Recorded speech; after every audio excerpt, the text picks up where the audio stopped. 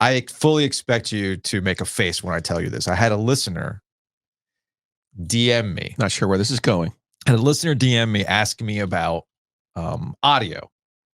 Like, hey, I've noticed with your podcast, like it's not as bass-y as others that I listen to. Now, what do you think that did to me? There was a tingle. Yeah.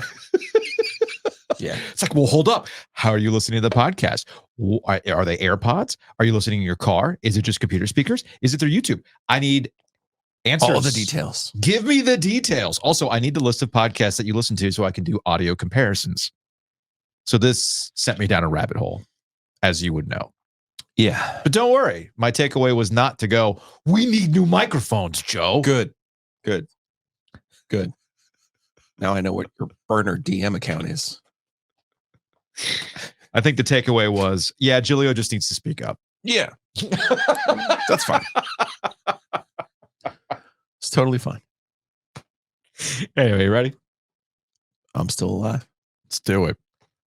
Let's podcast alongside Joe Giglio. I'm Joe Ovias, inside Eford Studios, downtown Raleigh. Thanks to Empire Properties. Thanks to Copiers Plus. Check them out online at copiers-plus.com. When are you getting your unit, man? Big day today in Mickelson Ridge Road. The Kyocera is landed. The Eagle has landed. Today is the day. When you see that thing, you're going to act as though it is the space shuttle. Yeah. So many buttons. I'm excited. I'm going to have to take notes. Mm-hmm. Going to have Drew's crew come show me. And you know me, I don't need instructions. I need you to show me. I need an actual demonstration. Mm-hmm. The computer will have to be there and all those other good things. How many more? I'm looking forward to it. How many more QR code flyers are you going to print out once you have this thing? A lot. Yeah, a lot. Anyway, go check it's a real thing. If they can teach Joe how to use this system, they can teach your employees too. I can change. You can change. We all can change. Go to copiers-plus.com. Speaking of changes, I feel like we have to remind the audience that our conversations around college basketball are fluid. We have way more data on an every other night basis. And what we might think one week could change the following week. We try to stay consistent. Don't get me wrong. I'm not trying to say 1 week we're hot taking it up and the next week we're not, unless we're talking about Wake Forest rosters versus UNC's roster. But my point is,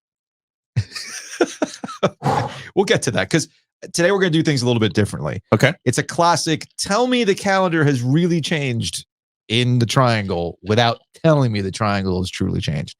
And the way you know this is based on basketball engagement. And the other thing that I do know is that it's a Duke Carolina week. You know how I know it's a Duke Carolina week, Joe?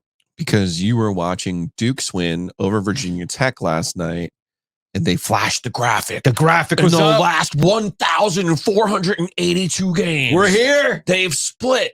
And the score is 878 million to 806,099. From our guy, Brian Ives, ESPN, Saturday will be the 49th time Duke and North Carolina have met, both ranked in the AP Top 25. Not only is that 35 more than any other matchup, but the rivals, here's your favorite stat, Joe. Here it comes. You ready? They split the previous 48 with an average score of 76.8 to 76. UNC, 24 wins, 76.8 points per game. Duke, 24 wins, 76 points per game. The rivalry. It's going to be a good game. It's going to be a good game.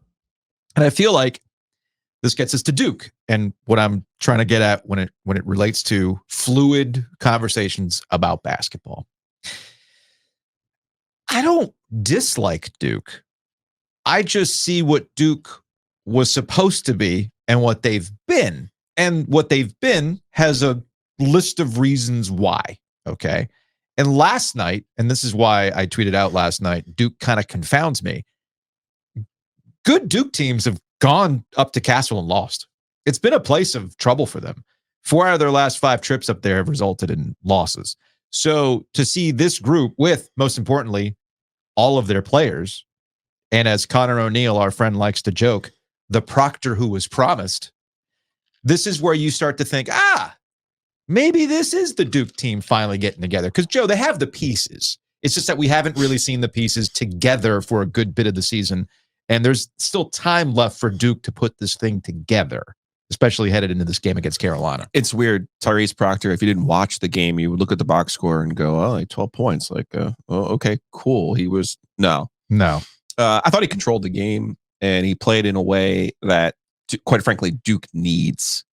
And I thought Duke's defense in this game was also a difference maker. And Ryan Young, we kind of laugh and chuckle, and he's a better podcaster than we are. Oh, he is. But the truth of the matter is, he does serve a role for them because they need someone to guard the 5, and it's been a struggle, and particularly with Mitchell's being in and out of the lineup a little bit, and also not being the biggest dude in the history of the world. Yeah. Now, Ryan Young is obviously not the most athletic person in the history of college basketball, but he can play a role. Yeah, and you saw some of that role last night against Virginia Tech. Now, he's probably not going to score double digits every game, but he could be functional. He could rebound. He could defend the position. Mm-hmm. And I like the way that they played. A long story short here that I'll condense for you. Okay. A lot of people remember when I worked at the News and Observer, Ethan Hyman was the photographer, and we traveled together. And now Ethan is actually on Duke.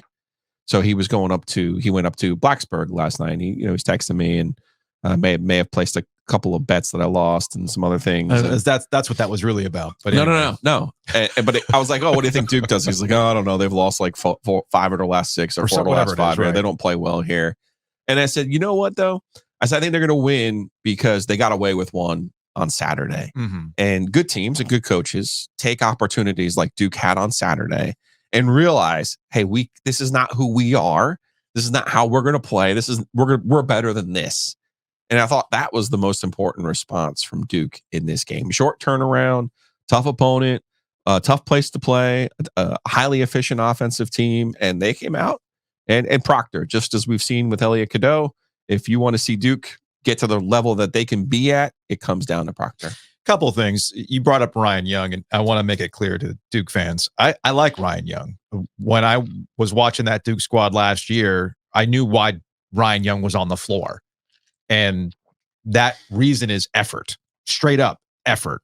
Defense, and this is coming from somebody who never played the game, but understands when it comes to defense, you can scheme it up all you want. If you're not trying to play defense, then it's really not going to work out with you. I mean, how many times has Roy Williams brought that up? How many times has Mike Krzyzewski brought that up? And John Shire said the same thing. In order to rebound well, you have to have the mindset to rebound well. You have to have the mindset to defend. That's why Ryan Young ends up getting those minutes, because he has that mindset. He's going to throw his body all over the floor. Okay. That's why he gets minutes. He might be an offensive liability at times. Sometimes he could be a defensive liability, but the effort's there. And I think with Duke, Shire's been trying to poke this team to do it consistently every night. Now, some of that is on the players who have been healthy. Some of that is on the players who have not been healthy. And what can they actually give? If Duke can stay healthy, if they can get consistent, all of this jumbled lineup, much like last year, will pay off for them in the end. Because whereas last year they were able to figure things out and then go on that run and win the ACC tournament, I think the payoff is for the guard position. For all the time that Proctor has missed, for the times that Jeremy Roach has been struggling through it, it has given Caleb Foster and Jared McCain opportunities to get comfortable with their roles. Now, I think McCain has come on, you talk about these luxuries, right? McCain is almost like a luxury for Duke in that if he can consistently hit shots, that unlocks Duke. I think Foster can give you quality minutes if guys get into foul trouble, which the biggest issue I have with Duke is up front and Kyle Filipowski and his last 2 games where he's found himself in foul trouble. That's why Ryan Young is playing. That's why I think Mark Mitchell is their most important player to make things go for them. But I like the pieces. I guess that's what it is about Duke. And if we were doing the radio bit, we would be doing a buying or selling. That's always my classic benchmark for radio. Buy, sell. There's all sorts of ways you could dress it up, but ultimately it comes down to one simple question. Do you like the future of the team, or are you selling on the future of the team? I think Duke is going to lose to Carolina on Saturday. I think they'll ultimately split the series when they come back to Cameron Indoor Stadium, because I think by that time, if this trajectory continues, Duke is going to be back into a maybe not a title contender, but a team that, depending on how the bracket breaks out, can make a nice run in the NCAA tournament. Because quietly, while they're not their preseason form, the preseason that was promised, if you will, you can see why they had that preseason hype, and you can see them starting to come together. Again, granted, everybody stays healthy. Why are you smirking? The game before the last game, the Carolina Duke game, is the one that determines who goes to the Final Four. This is true. Except this is true. The time that Mike Krzyzewski lost his last home game. But normally that is a game where one of them is a Final Four contender. Yeah. And the one that is wins that game and goes to the Final Four. So let's I wanted to go to Twitter and I wanted to go to the YouTube comments because there's been a lot of reaction to some things that we've said. So let's go ahead and get into YouTube comments.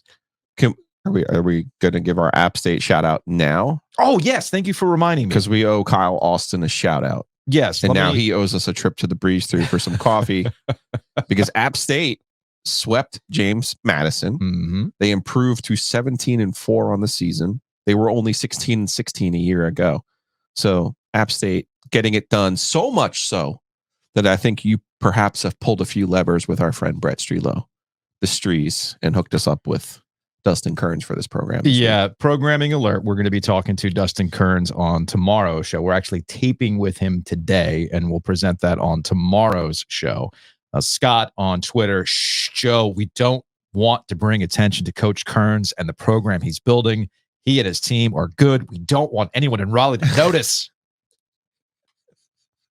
What do you want, y'all? It's just funny to me. It's like, talk about my team, but don't talk about my team.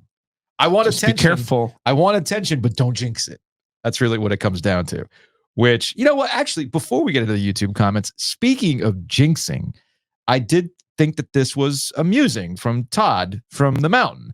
You sell that UNC ticket right now. For context, I would never, Todd. I would never take Carolina on purpose to jinx them. You took Carolina when? When did you get this ticket? It was a Friday. You got it Friday? Yeah, 13-1 is a good number. Come on. Okay, all right. And Todd continues, I'm dead serious. Don't you put that evil on us. If we have any chance of it happening, you will Todd. sell back or destroy that ticket source. You jinxing the Ravens and nearly jinxing the Niners. I love that Todd is the walking embodiment of what I hate about App State fans. We, yes, Todd, we. Yes, sir. Friend of the program, Ken, did ask, well, if you're all in on UNC, is the hoodie that getting is retired? That's my favorite hoodie. But you know what happens when you wear that hoodie. No, because I wore it last week. Yeah. And they beat Florida State. All right. See? Maybe it's immune to basketball. Maybe it's football only. Well, I think they have bigger problems than the sweatshirt, the football team. Yeah, probably. All right, to the YouTube comments. We can go to Utah too if you want. There might be an NHL team before you know it. Very MLS-ish of the NHL to be looking at expansion. Again. Hey, man, if somebody wants to drop $1 billion to get into the league, it's a good way to generate some revenue. From Devin, instead of acknowledging how outrageous your take about Wake Forest UNC was, you decided to double down. You hate UNC so much. You're either just trying to get a reaction or you're just that biased. There is no one player on Wake except possibly Monsanto that I would take over any guy on Carolina. RJ is light years ahead of anyone on Wake's roster or team. I'm not even going to go down the list of things. And he just continues and continues and continues. I just subscribed to your show a few weeks ago, and now I'm out. I can't listen to this Giglio guy anymore. He's so irritating. Sad that you guys can't do a show about North Carolina sports without bias. Just be NC State show, as depressing as that would be. Unsubscribe. Whoa. There's a lot going on there. There is a lot going on there, including all the names that person has. I mean, that's typical for YouTube. This happens a lot during basketball season, in that I think people sometimes forget what we're supposed to be or what we're about. Okay. We're a triangle sports podcast. We talk about UNC. We talk about State. We talk about Duke. We talk about other places too. Yeah. It's not any one particular angle. I mean, if you want sunshines and puppy dogs, okay, cool. There's places for that. But we're trying to be as objective as we possibly can about the things that are going on. I mean, heck, we spent a good chunk of time yesterday praising North Carolina, for heaven's sake. And we got Carolina going up against Duke. This was from Not At All. First off, to say fans' reactions are overreactions because of some implied issue we have with you is to deflect from the things you actually said and whether on their face were reasonable or not. We aren't reacting to you because we don't like you or let you or like what you say about UNC. Well, I'm sure there are some idiots like that. I guess the previous comment. Most of us just disagree with your comments and find them pretty unreasonable. Whoa. This is a dissertation, man. It was impressive. And I'm not being sarcastic. This was like a long, long reply. And he continues saying, I'm guessing they would probably disagree with all your comments, so not really reasonable. Here you state that those were not performative takes about Wake UNC. And you truly believe them. The reaction from people is not because we think you're trying to trigger us. It's because we believe you. We believe you. We believe those things, and they weren't entirely reasonable beliefs. But let's not forget what 3 things you actually said, Joe. You would rather have Wake's roster over UNC. Efton Reed is better than Armando Bacot. This is what you said. RJ Davis would not outplay Boopy Miller and Hunter Salas. And he goes on and on and on and on. And I did respond, look, man, appreciate the dissertation seriously with the salute emoji. So there's been some reaction still to what had happened last week and how we talk about UNC. That's good. That's good. Okay. These are all good things. I agree with you. I agree with you on that. This is from yesterday's show. Back to the YouTube comments. This is from Jay May. If any other team was playing quad 1 games, this is about Duke, with a senior leader who was injured and not supposed to play, the best player on the team in foul trouble all game, the best player who is wearing a wrist brace goes down with some sort of leg injury but doesn't let it keep him out of the game, everyone would be calling them tough as hell, saying they found a way to win. But it's Duke. So, of course, that's not the narrative everyone is going with. This is reference to the Clemson This game? is the Clemson game. Yeah, I mean, I wasn't drawing any conclusion. I don't think we were from the game itself. I mean, the officiating was part of that game. I did respond to that listener. It just was. I did respond to the listener saying, we'll bring this up tomorrow. Yeah. And he did admit, he's like, look, I get, he says, I'm not saying you guys did that in your analysis. That was fair at the least. Overall, media is keeping the soft label when anyone else would be getting flowers today when it comes to Duke. And I think the toughness question about Duke is a fair question to ask. And the reason why I've brought it up is based on 2 things. One, what I've watched and what I've seen out of specifically Kyle Filipowski. As one listener pointed out, we need more pow in the Filipowski as of late. And they're absolutely right. I think it's one, what I've seen out of Filipowski compared to what we saw from him last year. Yeah. And his own coach nudging him along to try to unlock that dog in him, if you will. We know Roach has it, and Roach being healthy, I do think gives Duke a level of toughness or grit or however you want to describe it that they've been lacking. And Tyrese Proctor being engaged also when he's on, he also shows you that too, that he's that guy. He's got that bus driver energy, as you like to point out. My criticism simply is from Filipowski, as much as he is lauded as an ACC Player of the Year candidate. I can look at Ken Palm. He's like currently number 2 in the National Player of the Year rankings. But I know it's kind of wild, but the stats for Filipowski are there, but unfortunately, I just don't see it consistently enough out of Filipowski. Not saying he can't do it, because I know he's capable of doing it. I think it just kind of comes down to consistently doing it down the line. I think that's why everybody loves Carolina right now. They've consistently been doing it on their way to 9-0 in conference play. I also think the sum of Carolina, I think Carolina's playing better than the sum of their parts. Agree. We all love that kind of story, right? Mm-hmm. They also had a failure last year. They're overcoming a failure from last year. Duke's trying to extend something. And as I love to tell people, it's real easy to go from bad or average to good. Real easy. It's really, really difficult to go from good to great. From Frank on Twitter, I'm trying to work out the Gilio logic here. Home teams are supposed to get calls at home, except for Duke, who only gets a call at home because they are Duke. I didn't say that. I said but that call, like you said, it was a foul. I thought it was a foul. It didn't look like a foul to me. Okay, to me, it was a foul. It was pretty straight up foul to me. I think home teams get more calls than the road team. Yeah, like that one state penalty, Zay Flowers. By the way, we have some real issues, sir. Next year at Festivus, we'll be airing some grievances with you, sir. Sure. Sure. Home teams get more calls. Usually the ranked home team gets pretty much every call. That's human nature. This is from Jordan talking about Duke. They're 16-4 with 5 quad 1 wins, dealing with injuries throughout. Hasn't always been pretty, but they're mostly getting the job done. Yeah, I think everybody's in agreement on that.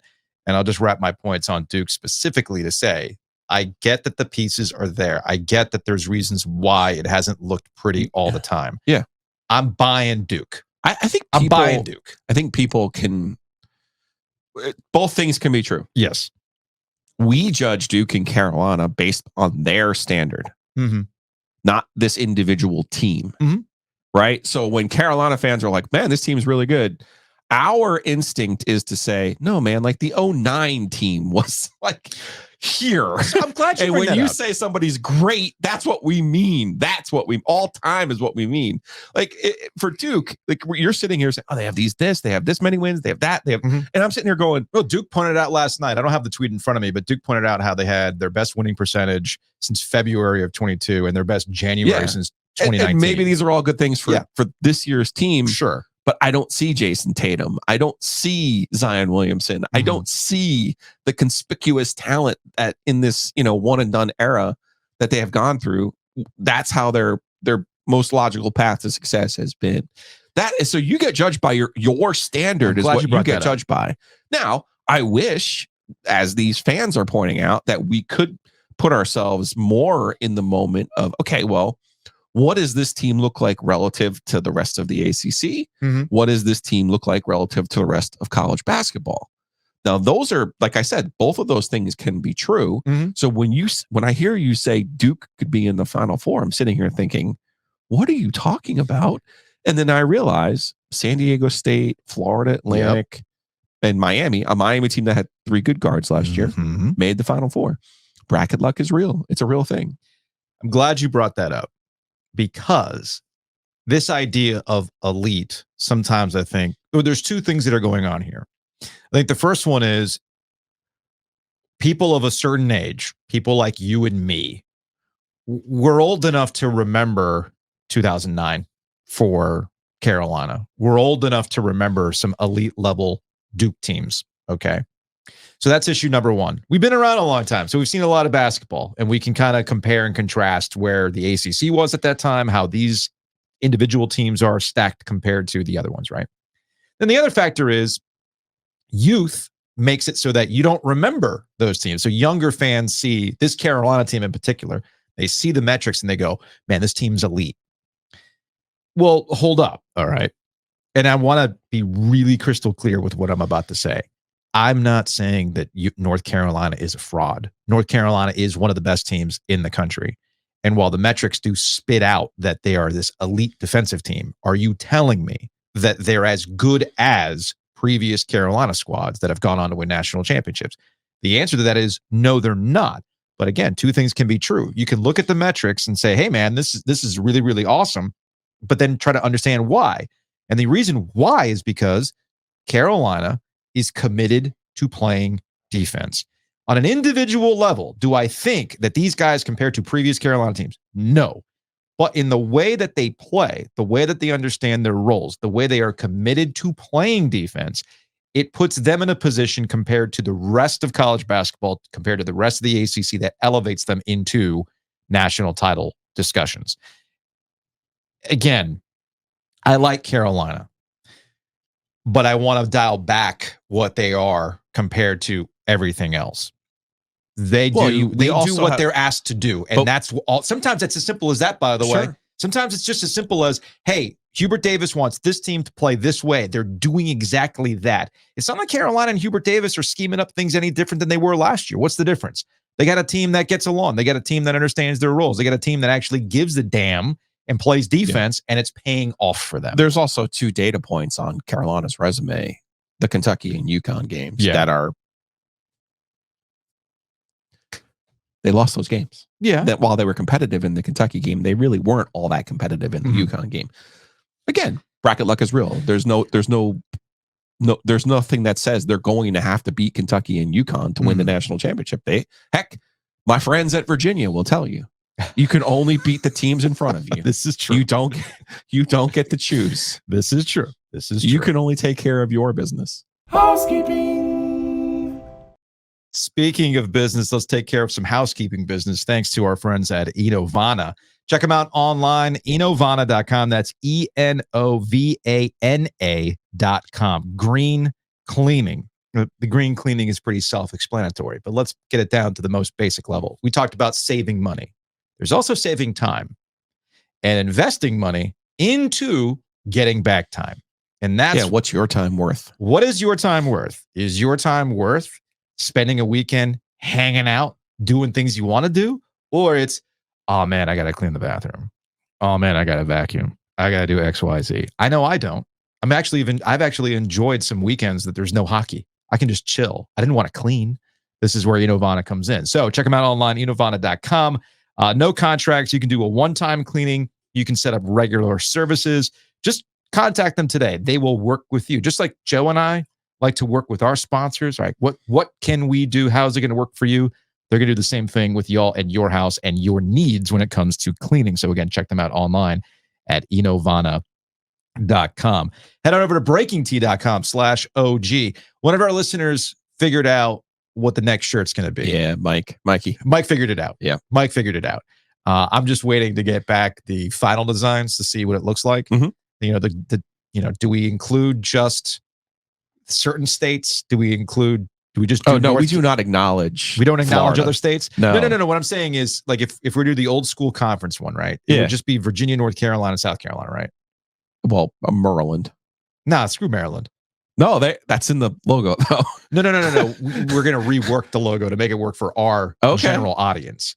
Because the other option was just the state of North Carolina, and we do the big four, and then we also highlight App and ECU. No, Charlotte in there. It's got to be You want the actual states? Yeah. Okay, we'll make that work. Because we only really spend time if we talk about things outside North Carolina. We're only talking about Virginia stuff and Clemson. Yeah, right. We're not acknowledging. I acknowledge the Terps. It's fine, but and we're getting rid of Florida anyway. Right, Florida State's they'll be way out. Miami doesn't count.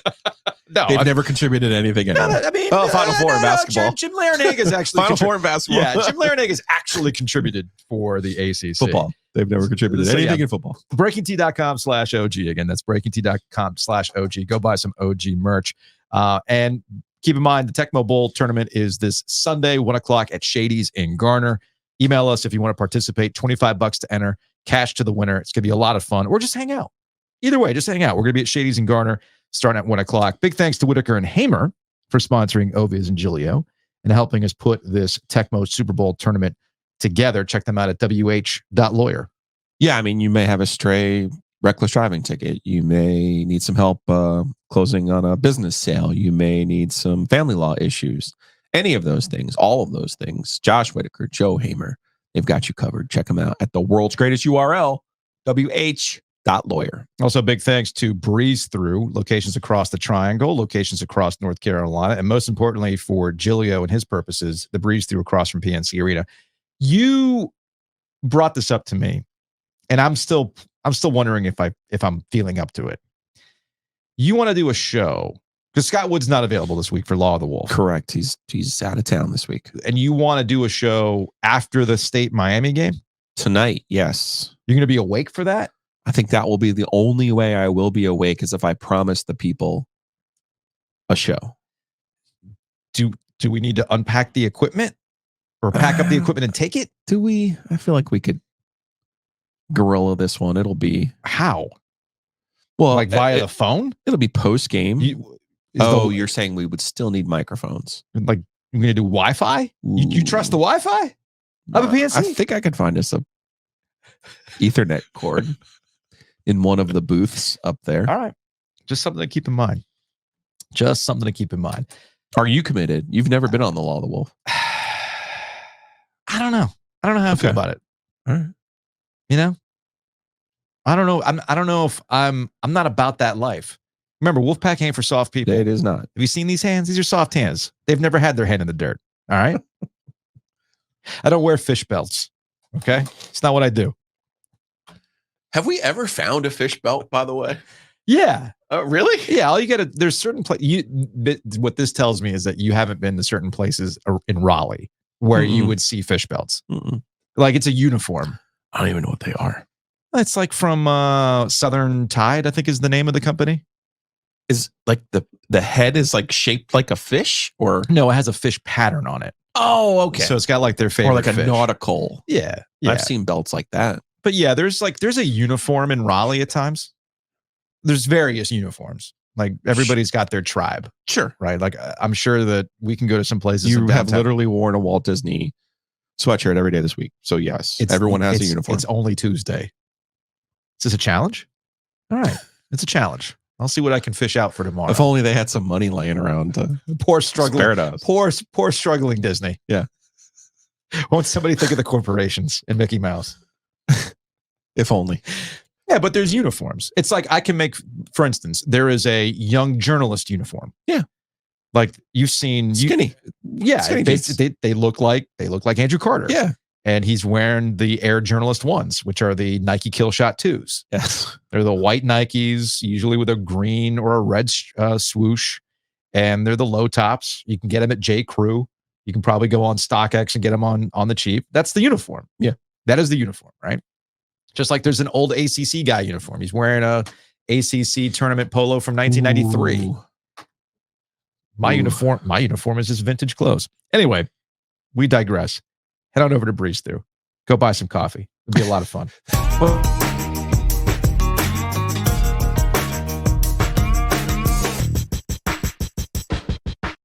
Joining us on the Heister Automotive Group hotline, we surprised him. It's Luke DeCock, News and Observer. He is wearing a hat that signifies it's Masters Week uniform. That's always my favorite. That's when you want to stunt the week after. Like, I'm not going to tell you I went to the Masters, but hey, check out this merch I bought. Like this new non-Masters color quarter zip I bought.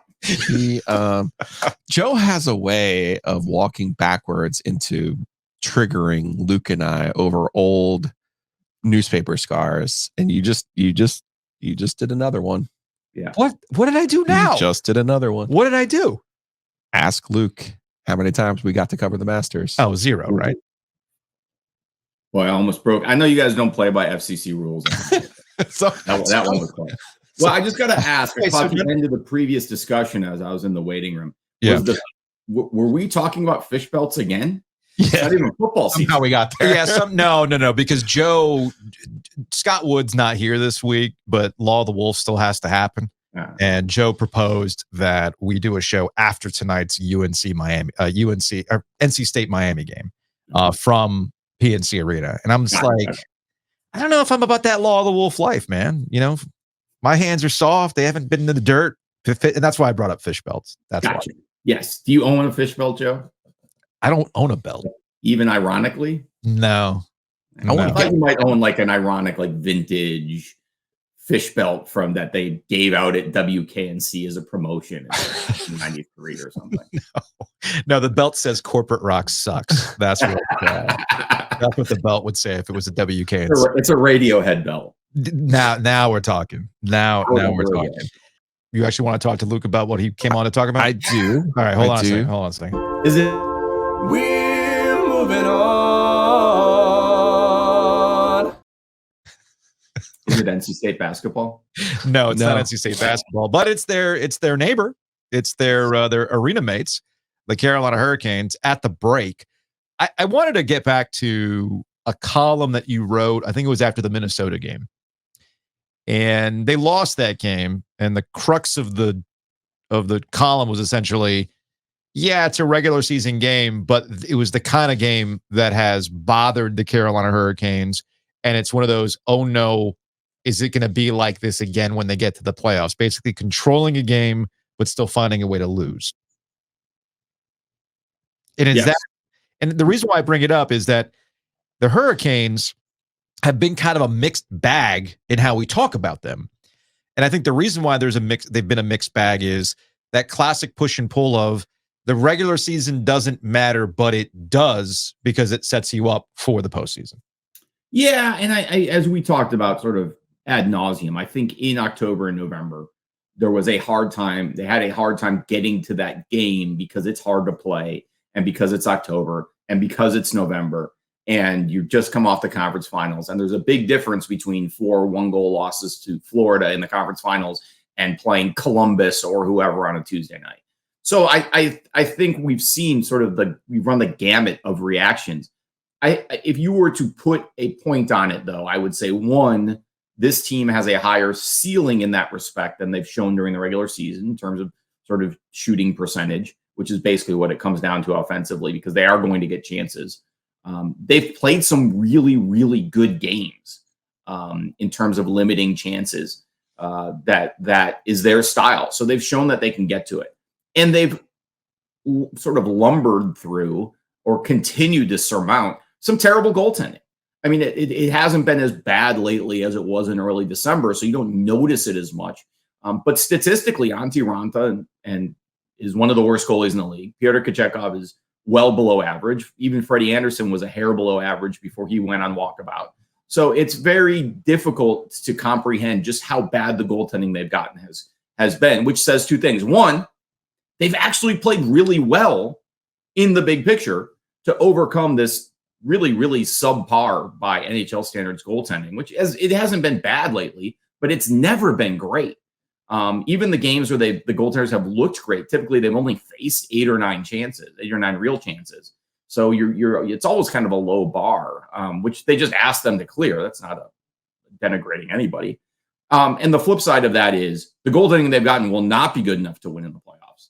So they've either got to get Pyotr Kochetkov to a higher level, which is possible. They've got to get Freddie Anderson back, which is sort of questionable at this point, or they've got to make a move. And what they've done is, by sort of muddling through December and January after that blip on the West Canada road trip, they bought themselves time.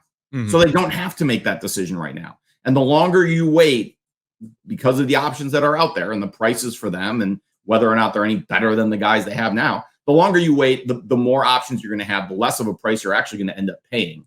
And they've managed to avoid letting happen to them what happened to the New Jersey Devils, which is bad goaltending has basically sunk their season, and they're trying to get their head above water. The Hurricanes, like the Oilers, have gotten good enough goaltending for the rest of their team to shine. So they've salvaged their season. Like the fact that the Hurricanes are where they are in the standings with the goaltending they've gotten, right, is like the 8th day.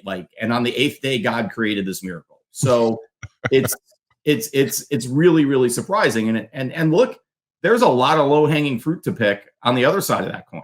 Mm-hmm. Like Dmitry Orlov's finally starting to look like he fits in. Jesperi Kotkaniemi has scored once since Thanksgiving. There's a lot of guys. Michael Bunting needs to score more. That's why he was brought in. There's a lot of guys who can do better. And if we can get to that, see them get to that, the ceiling for the Hurricanes gets a lot higher. Maybe they can win in the playoffs with average goaltending.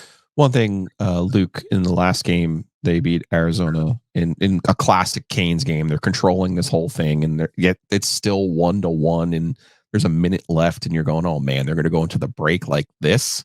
And fortunately, they scored 2 goals there in the last 36 seconds.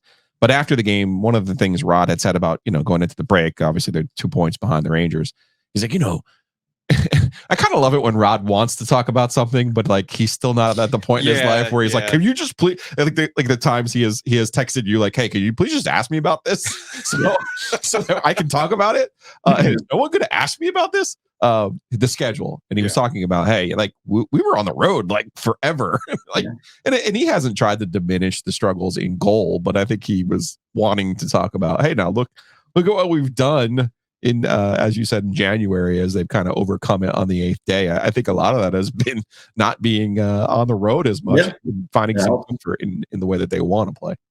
Yeah, no, it helps. And I think they've had some blips, right? There was the Jordan Staal come to Jesus where he was waiting at his locker in December to tell everybody that they needed to get on the horse. And then there was the Jordan Staal personal come to Jesus where he, they basically told couple of us about how frustrated he was, and then went out 2 games later and scored a huge goal. So, there's been progress. There's been a progression. There's been an evolution that they've gotten to their game more often, and it's easier to do at home. There's no question about that. But they've also thrown some clunkers at home. It can be a double-edged sword at times, especially, as a former Hurricanes coach, occasionally would like to say the first game home after a road trip is always the toughest one. But they have a great zone time, Joe. Did you see our zone time? They have a favorable schedule the rest of the way. They do. Yeah. If they can get better goaltending, if they can get some more contributions from up and down the roster where they haven't gotten them, and they have gotten them from some places, I think we'd all agree Jack Drury's production over the last month and a half has been outstanding in that role. So, if they can just kind of fill in some of the blanks, get some better goaltending, the schedule does lay out for them to pass the Rangers and win the division again. We'll get out of here on this. They can have a favorable schedule. We can get caught up, and I know, Joe, this happens to you, where you look at the Florida Panthers and they're on this incredible heater. It doesn't mean anything once you get to the postseason. I feel like when we talk about the Canes, I've finally come around to it's really that simple. Goaltending. I fought it for the longest time. I really did. But now I've just accepted it. It's goaltending. And there's way too many questions right now related to goaltending that gives me the confidence in the Carolina Hurricanes going forward. If you were to tell me that everybody's back and healthy, I'd be about it. But I just don't know. If they made a move, kind of mortgage the future because they believe in this goaltender, okay, well, then maybe I come around on it. But right now, it's unknown, man. Yeah, and it's funny because I remember when the team was kind of coming out of that slump in mid-December and toward Christmas, and you'd go in the locker room and you'd talk to the players and they'd have all kinds of answers, and it wasn't BS. I mean, they genuinely believed that. Oh, sure, we're playing our game more, we're tighter defensively, blah blah blah, and then you go out and say something to Rod about so and so. Well, yeah, I mean that's true, but I mean the reality is we're getting better goaltending. Right. And he said it again the other night after the Devils game. Yeah, I mean, we played all right and we limited their chances and whatever, but the reality is we're getting better goaltending. And I think increasingly in the modern NHL, the teams that people put on the ice, with the exception of a McDavid or a McKinnon or an Aho and these types of players, the vast majority of the players on the ice are all pretty good at this point. You're not carrying the sort of Kevin Hatchers around anymore, literally in some case. But it does come down to goaltending because that is what ends up being the biggest variable. So I do think they have to get that sorted out. That said, you get one goaltender who gets hot, like Aiden Hill or Jordan Binnington, you can win a Stanley Cup. Aiden Hill this year, Binnington, in 19. So, that there is you just never know. Goaltenders have this wild range of outcomes. Yeah. But I do think as we get closer to the deadline, they are going to have to assess, is it worth picking up a big contract? Are we better off with a John Gibson? Does Marc-Andre Fleury, whose numbers have been terrible, want to come here? And would we be better with someone with that kind of experience than rolling the dice on on Peter the Puck Dodger, the crazy Russian? So it's a fluid situation. But again, I think they bought time. They didn't make a panic move in early December, which a lot of people wanted them to do. I thought they would, be honest. We're all kind of in that boat. And now they're in a more of a position of strength the way the team is playing.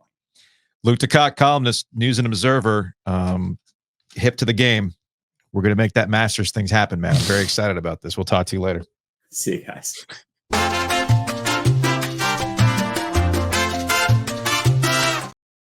Big thanks to Luke DeCock for hanging out with us. And big thanks to Homefield. Check them out online, homefieldapparel.com. Use that promo code OG23 to save 15% off your order. It is basketball time, as we've mentioned. And they got a lot of great basketball tees. And they got new ones dropping in February and March to get you in that tournament mood, Joe. Get ready. Get swagged out. Use the code OG23. Save 15%. Also, big thanks to Hometown Realty, myhtr.com. Buy, sell, you can calculate. This is about new construction. All right. A lot of stuff that's being sold right now is new construction. And with the rates coming down ever so slightly, it can really kickstart things, and Hometown Realty can help you handle that. Yeah, it's January, and maybe you're thinking, well, we'll look at moving at the end of the school year. Mm-hmm. Well, if that's the case, you want to get ahead of that curve, get ahead of that frenzy. Go to myhtr.com. They have 6 locations from here to the coast. They have more than 250 agents. This is not some mom and pop shop. This is the best there is. So go to myhtr.com. Also, thanks to Butcher's Market. We're doing the show live from the Butcher's Market, Lake Boone Shopping Plaza on Thursday, 2:00. Drop on by. Eat a steak and cheese. Shout out to Adam, or question to Adam. Can we use the Ethernet cord? Pretty please. He's going to have to get it out of the car wash. Yeah, because Kenneth has us set up and ready to go. But he was like, hey, I have a spot for you. We just need a cord. But I don't think I have a cord that will be the one that you need. So I was like, okay, I think I know someone. Okay. I think I know someone. But even better, guess what? I know where to get an unbelievable steak and cheese sandwich. I know where to get those signature steak tips. I know where to get the homemade hot dogs. I know where to get the best tater skins there are. I know where to find the best tortellini salad that I enjoy tremendously. These are all things they have at the Butcher's Market. The Butcher's Market truly is a place where you go and you get something and you're like, oh man, that was really good. And then you get the conundrum of what am I going to get? And then you realize whatever you get is going to be great. New Florida State ACC drama just dropped. Joe, are you ready? Hit me. All right. This is from warchant.com. I'm going to pull it up on YouTube if you're watching on YouTube. This is the headline. Florida State takes aim at former ACC Commissioner Jon Swofford in amended complaint. Before I even read this, Joe, how much you want to bet this is about the Raycom deal? How much do you want to bet that they've finally gone, they've fully formed the actualized message board personification in lawyer form? Let's talk about Chad Swofford, and how we got screwed with the Raycom deal, and that's why we're in the position we're in. How much you want to bet that's what this is? Got to be. Ding, ding, ding, ding, ding. That's exactly what it is. In a 59-page amended complaint for declaratory judgment, 21 pages longer than the original complaint, they took sharp aim at former Commissioner Jon Swofford for a number of allegedly self-serving actions. It says cost member schools millions upon millions of dollars. FSU's attorneys also rebutted several claims from and questioned the legality of the ACC's complaint, which was filed a couple of weeks ago. The phrase self-dealing, again, this is from warchant.com. Ira Schofield wrote this. That allegation, which is raised repeatedly through the document, suggests that Swofford for years was acting in the best interest of his son, Chad, and his son's employment with ACC television partner Raycom Sports over the needs of the conference and its member schools. The complaint contends that ACC schools have lost $82 million each year in revenue from their Tier 2 and Tier 3 media rights as a result of the conference's sweetheart deal with Raycom, a regional sports network in Charlotte. According to the new filing, Chad Swofford was the director of business development at Raycom Sports in 2008 when the SEC sold all of its media rights to ESPN, cutting Raycom out of the deal for the first time in over 2 decades. A Sports Business Journal article cited in the complaint stating that 20 Raycom employees were laid off as a result. Quote, just recently employed by Raycom Sports, Chad Swofford was spared in the employee cut, noting that roughly 80% of the media outfit's revenues were coming from the ACC at the time. And when the conference's media rights came up for bid on the open market in 2010, Florida State alleges Jon Swofford made it clear to ESPN and Fox that Raycom needed to be involved in the package. It goes on and on and on. And they cite other articles like Forbes from 2012 with the ESPN deal, featuring a headline, "Did ACC teams get ripped off with this new ESPN contract?" Pointing out that the Big 12 were making $3 million more per school than those in the ACC. Also citing a Sports Business Journal article around the same time, claiming the conference deal was outdated because the Pac-12 had just signed a bigger contract with Fox. There's a couple of things here, Joe, that I wanted to get to, including that last part about the Big 12 and the Pac-12 and things like that, and big television deals and everything else. Are you surprised that Florida State finally went to the Chad Swofford Raycom card? I think this has been a topic that I've talked about with Debbie Yao on Law of the Wolf. This has been a topic that others in other iterations that we've talked about. Yeah. In how, what is there a legitimate purpose to what Raycom was doing for the league? And I think even the most deranged of conspiracy theorists, which I think we've hit that with Florida State. I think even they would have to acknowledge that there is an actual production role that Raycom played. Do I think there's a inappropriate, obviously familial benefit to what had happened? Yeah, absolutely. I just started watching Sopranos, so it's the family business. Yeah, but do I think that happens in every form of business? And would I do the same thing for my son? Yes. So I'm not going to sit here and say, wow, Jon Swofford, I can't believe you did this. We know this deal comes off the books, though. It does. At the end of 26. It does. And it will equal more money for these schools. We know that. So financially, they have a sound financial argument. Yeah. There's no doubt about that. Now, some of their timing, though, I think is off of when was the ACC actually going to get a network. I don't think the ACC network really was in play until in earnest, Joe, 16, 17, it wasn't 18. It wasn't. And this argument back to 12, I think that's a specious argument. Yeah, this is it's funny. I'm actually going back to notes from the summer when it comes to money and things like that. So this is actually one of the benefits of, since we've moved to podcasting, I've actually done a much better job of keeping my notes and things like that. So I had to go all the way back to when we talked about this back in September, when it comes to the kind of money and things like that. The Pac-12 I wanted to address real quick because Florida State. Pac-12 or Big 12? The Pac-12. Because Florida State invokes the Pac-12 in a Sports Business Journal article about how the Pac-12 got a better deal from Fox. What did that get the Pac-12? Does the Pac-12 still exist? Just because you have more TV money doesn't necessarily mean that everything is going to be great. And when you're coming at it from and that's the one thing, if you have any takeaway from any of these conversations related to Florida State and the ACC, Florida State has not wanted to be inside the ACC for a long time. They're just not. They don't. Yeah, from our conversations with Holden Thorpe, this was one of, not the Raycom specifically. Yeah. But their concerns do go back. They go back. Florida State has not wanted to be in this conference for a very long time. They're constantly complaining about all the issues that they're dealing with are somebody else's fault. It's your fault. If we just had more money, if we had a better TV deal. Having a better TV deal doesn't mean squat if schools are not motivated to stay and they're chasing a bigger payday. And let's say that this Raycom deal went differently. Let's say the ACC, because you brought up the network. When all these things were taking place, you and I both know, and heck, we can bring Luke DeCock back on. We all know that back in 2008, 2010 timeframe, when these things were getting knocked out, the ACC was not getting a network. No. Okay? They were just not getting a network. Now, if you start getting to 2012, could they have expedited the process of getting the network if they went all in on ESPN in the same way that the SEC did? Maybe, but you're looking at an ACC network that launches in 2016 rather than 2019.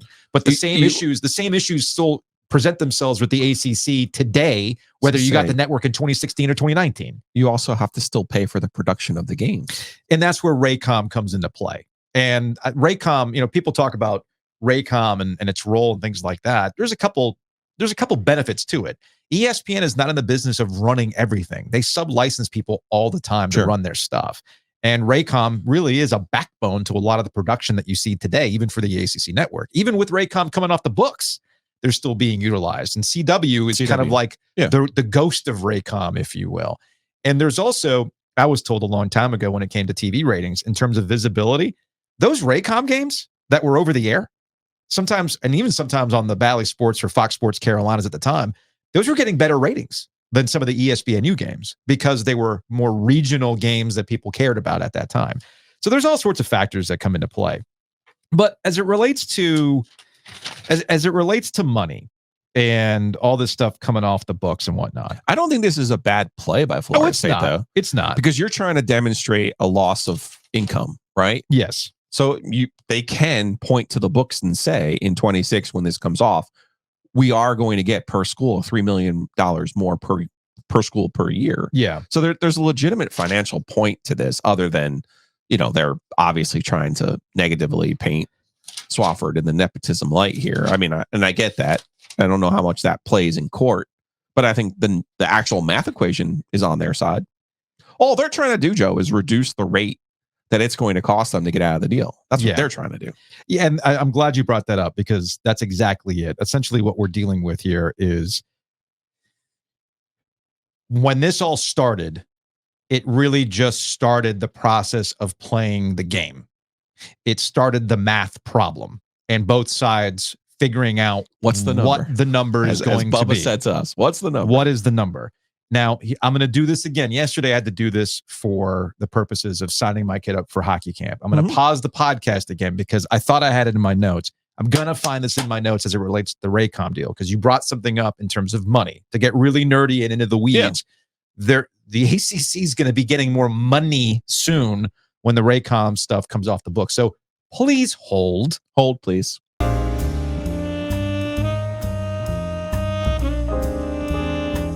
Raycom sub-licensing deal is coming off the books in 2026. Mm-hmm. And this is something that you and I have talked about. We've talked about it with Debbie Yao. We've talked about it with Holden Thorpe. I've talked to industry insiders about this kind of stuff. And the part that people failed to recognize, and why I kept arguing why you should not expand, why you should not add Cal, Stanford, and SMU for more mouths to feed, is because the ACC is about to get an influx of cash when it's all ESPN, when the extension kicks in 2026. Okay? Theoretically. Right. Theoretically, because we found out. We didn't know about the unilateral extension. We didn't know about that part. So thank you, Florida State. That was new information, which shout out to Florida State. It's been told to us that the ACC is going to get $250 million more a year out of this new deal. The average annual value will go up, to $250 million. And I think it ended up being like $5 to $6 to $7 million extra coming to each school. Something to that effect. I think right? Originally the number was 3. I think the number that Florida State's using here is $3 million per year. But it keeps going up. And this gets back to my notes and something I had jotted down in that the 26 to 2035 deal, the extension, actually gets elevated to $500 million, $500 million of average annual value, not the 250 that has been reported. And what's been told to us, I've been told by somebody else that it's actually 500 million. Which again just bolsters my argument that they never should have expanded because you were about to get more money per school. But this, to go forward, totally understand where Florida State is coming from. I would have done the same thing. But if I'm the ACC, now I fight back. And if I'm the ACC, if I'm Jim Phillips, if I'm doing this correctly, I now start to go back and keep receipts on what Florida State hasn't been doing in the ACC. To get in front of a judge, look, these were deals that were done before me. I've been trying to get this thing off the ground and try to find a better way to make the ACC financials work, but we do not have somebody that's invested in making it work for the rest of the conference like everybody else. When you go and look at leadership positions, when you go look at the other schools like Bubba and UNC, where they will communicate with other schools, do you know who's not? You know who's been going rogue this entire time? You know who actually went, hey, it's a meeting. I know how much you love meetings, Joe. And you got 15 different people sitting at that table.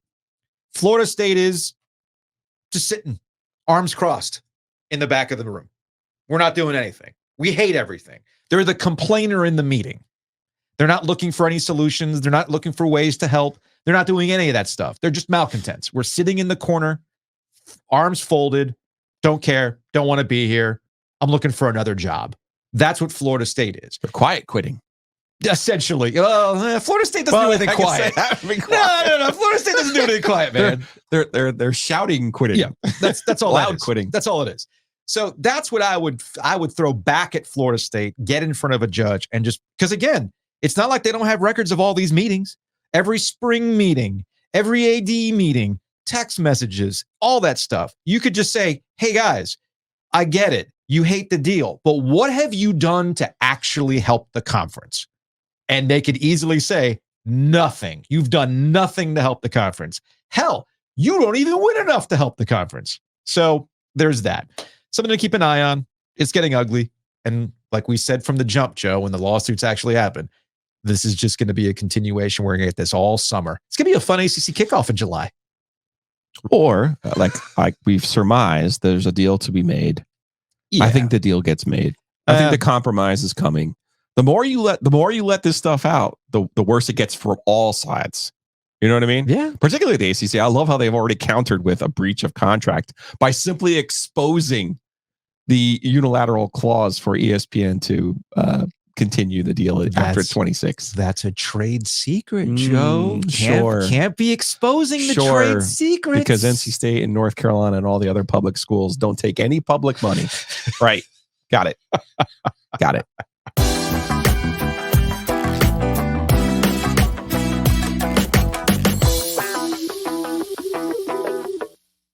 It's time to get back into my notes to see where we were. And we want to thank State Farm for sponsoring Ovias and Giglio. Check them out at insuregarner.com, theoginsurance.com, or call Matt Davis directly at State Farm in Garner, 919-779-8277. Yeah, do yourself a favor. Figure out if you could save money. Again, the theme of this program. save yourself some money. Do what Florida State did. Look at your contracts and realize, hey, I could go with a better vendor. I could go with Matt Davis and State Farm. Go check them out at theoginsurance.com. Also, thanks to Mosquito Authority and Pest Authority, bugsbite.com, Joe. And I found Troy's email. Oh, okay. Thank you. Figured I would let you know. Also, Troy in there was giving me a hard time about the Tar Heels, which I appreciate. But he said, figured I'd let you know. I went with Pest Authority for a full crawl space encapsulation, that moisture barrier I've been talking about. Nice. I made sure I told him I heard about it from you, but I also wanted you to know. Pretty big purchase, and I would have never known about it without your ads. Also adding their yearly termite service. I know the little things to help you guys out. Yes, you do, Troy. And you're protecting your home in the process. The moisture barrier underneath the house really is a big deal. And I'm glad you were listening to this program, and I'm glad you reached out. You guys can do the same. Go to bugsbite.com. Hayes Lancaster does not believe in contracts, but he does believe in saving you money. Go to bugsbite.com, enter your zip code, and you'll see all kinds of ways to save and to protect your home.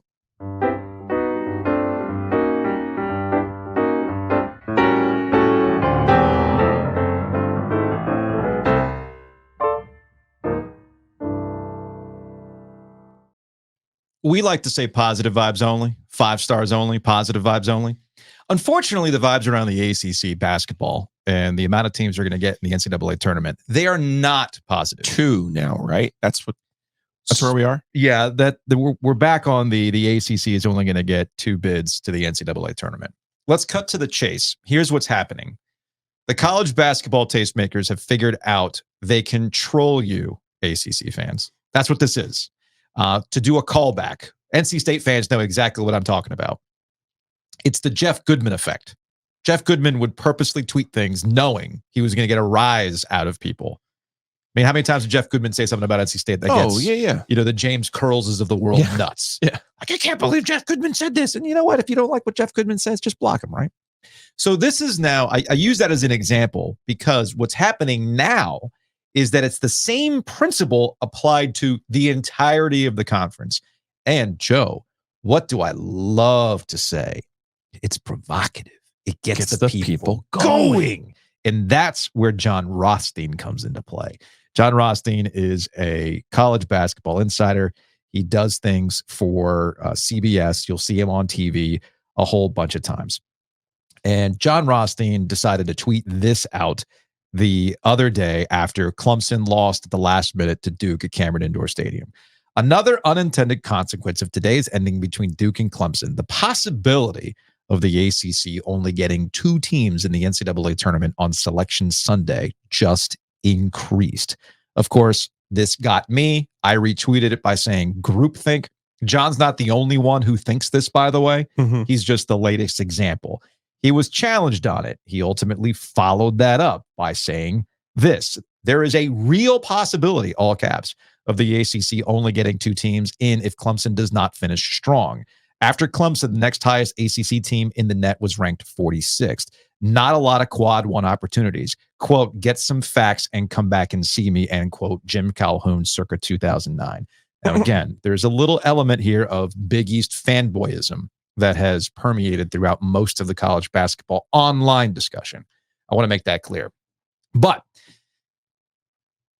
you see it, right? Everybody sees it. Turn off my email.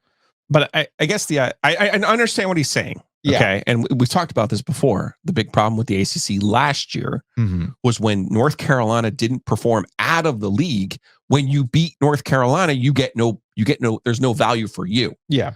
This year, Carolina went out and took care of business. They did. What are they doing in the ACC right now? They're beating everybody. They're not losing to anybody. And that is where teams have to knock off Carolina. They have to knock off Duke. Sure. So I understand that premise from him. I understand that part of it. I don't understand the premise because look at the totality of the net, and there's plenty of teams inside the top 50 in net.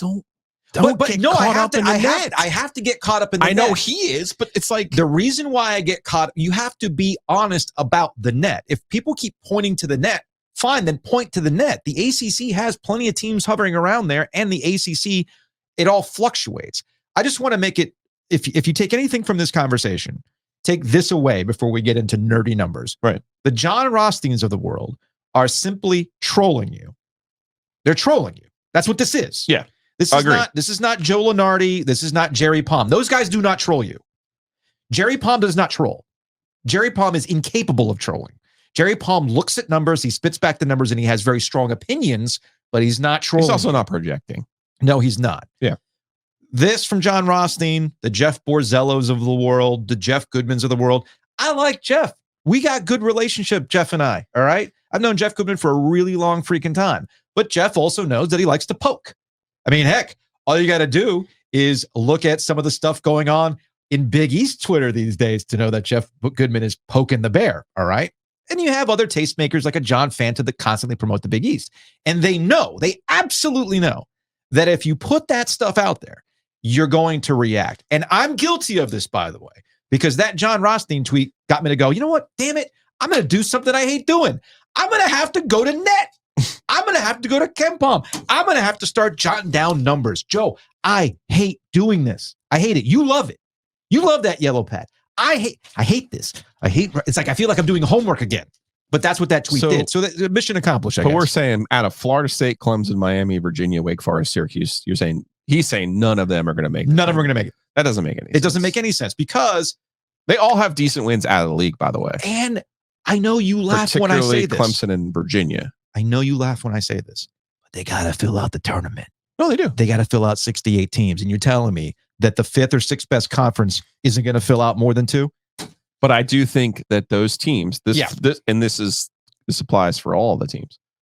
The Florida State, Clemson, Miami, Virginia, Wake Forest, Syracuse contingent, you not only need wins over the other teams in that group, but you do need something from out of Duke, Carolina, and Duke. Yes. Depending on how many shots you get at them. I'm with you on that. You know what I mean? I'm with you on that. Another quick note before I get into the numbers and we wrap up this show. I know some of you are either saying this out loud in your car or listening on your AirPods or getting ready to email me about, oh, you're accusing somebody of trolling. Funny coming from you. I know. I get it. Let me be honest here for a second. Okay. There's a difference between trolling and shit posting. Okay. I shit post all the time. Like I have a stupid thought in my brain. I put it out there. I find it amusing. Maybe you find it amusing. Maybe you don't. But at the end of the day, it's a shit post. There's a difference. What Jon Rothstein is doing, he knows that this is going to piss off ACC fans. He knows his comments are going to be off the charts and he's going to get retweets. There's a difference between trolling and shitposting. Now, what is the ACC's big problem? The ACC's big problem is that their net sucks. This is something that Mike Krzyzewski talked about a few years ago before he retired, and he plainly explained it. Bad numbers get set in November and December, and then when you get into conference play, it all feeds bad numbers. And when you don't win enough at a conference, you're going to set those bad numbers. It's kind of like me bowling at NC State.